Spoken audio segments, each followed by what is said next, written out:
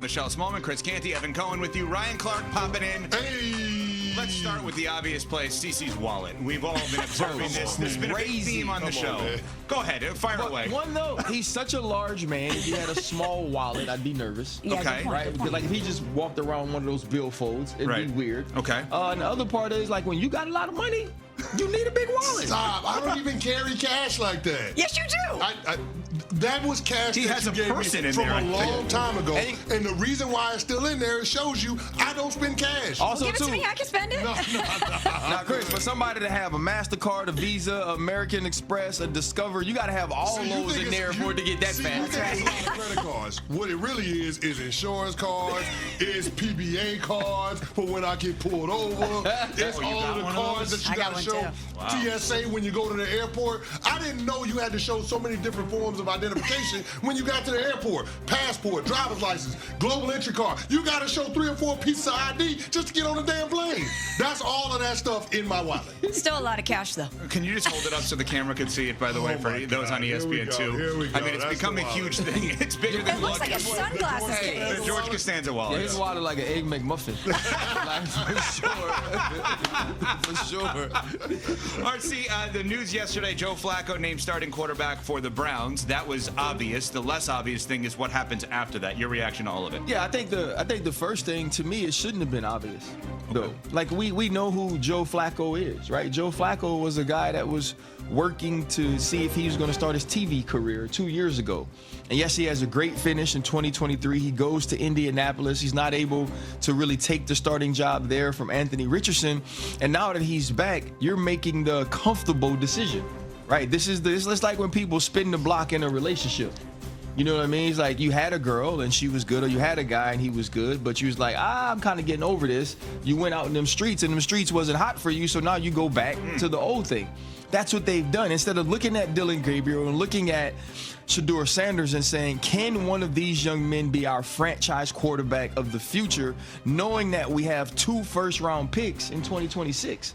Make sure you know what's in your building before you have to go scout and evaluate those next crop or that next crop of quarterbacks. And so for me, they took the easy way out. But Adam Schefter said it yesterday, right?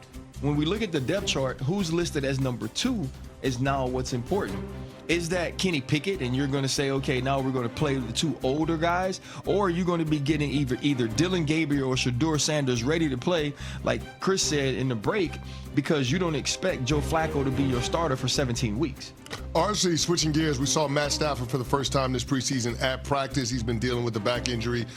Do the Rams already have buyer's remorse for bringing back Matt Stafford? You know what? I was there during training camp.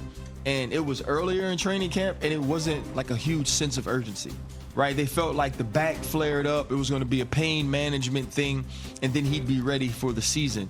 Even listening to Sean McVay talk about the practice yesterday, he said we're going to go day by day and week by week. And I don't like that. Yeah. You know, I was talking about it with Dan, right? He was talking about how tough Matthew Stafford was and how he's played through so many things, whether it be in Detroit or Los Angeles. Toughness doesn't have an expiration date. Your ability to recover does. Right? And so when you play Danielle Hunter and Will Anderson in week 1 and you under that heat and that physicality, what's week 2 going to look like? And what's week 3 going to look like? And this is a team that was a drive away from hosting the NFC Championship. So we understand they have championship level aspirations. And that only happens if Matthew Stafford is the quarterback. And so I don't know if it's buyer's remorse, Canty, as much as you have to be thinking to yourself, what level of Matthew Stafford will we be getting, and is that enough to compete with the Eagles, the Detroit Lions, and some of the top-tier teams in the NFC? Ryan, if Matthew Stafford is compromised, who does that open the door for in the NFC West? I don't know. Like, to be honest, I think we're sleeping on San Francisco. I think San Francisco when you look at what happened to them last year, some of the injuries, some of the things that they dealt with, this is a team that kind of fell off our map as a contender. But what happens is when you're really bad the season before, you get to play the last place schedule.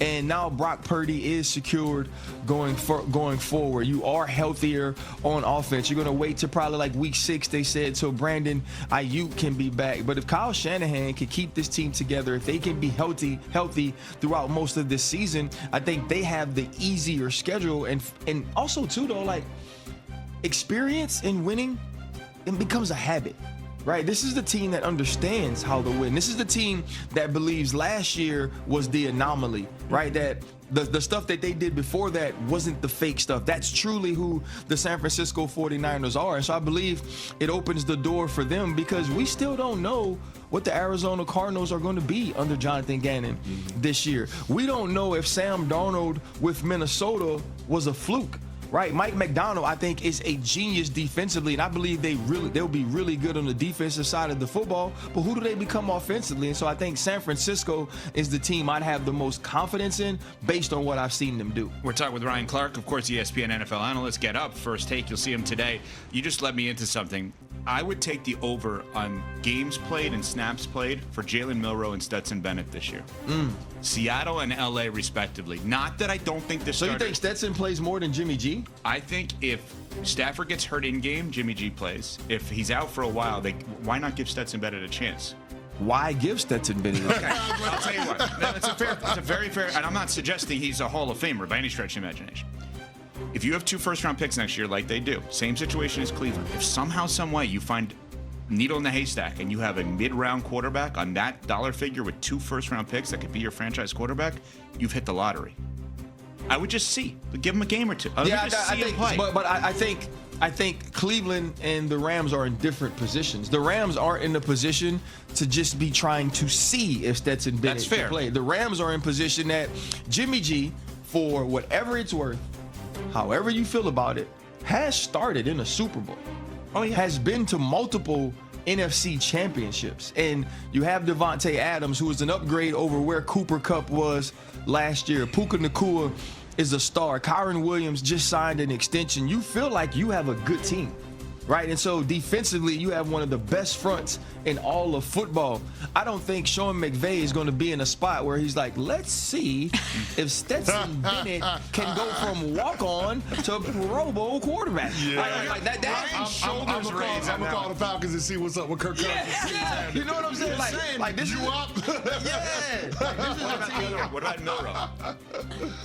I liked him so much at I loved his resiliency at Alabama. I loved the fact that he didn't run away from anything. I maybe it's just that I'm rooting for him and I want him to be great. I think you're rooting for him. I think you're putting him through more adversity than he had outside of not playing as well as he should have. Okay, that's fair. Right. I think. Yeah.